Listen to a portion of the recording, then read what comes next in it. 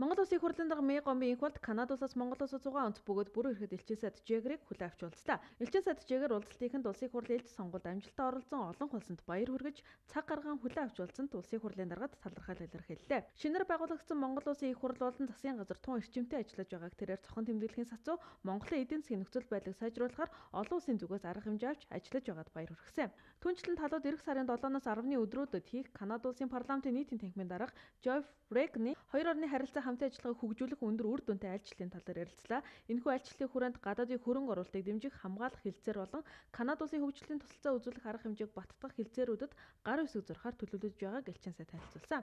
Улсын их хурлын дарга инх болд ноён элчин сайдын мэндчилгээг хүлээн авч хариу талархал илэрхийлээд Канада улс Монгол улсын хувьд 3 дахь хөрш орн болохыг онцлоод эх сард бол Канадын парламентын нийтийн танхимын тэргүүн Монгол улсад хийх айлчлал хоёр орны харилцаа хамтын ажиллагааг үргэлжлүүлэн хөгжүүлэх үндэс суурь болно гэж үзэж байгаагаа улсын их хурлын дарга онцолсон. Уулзалтын үеэр талууд хоёр орны парламентын хоорондын хамтын ажиллагаа болон эдийн засаг бизнесийн харилцааг өргөжүүлэн хөгжүүлэх талаар харилцан ярилцлаа.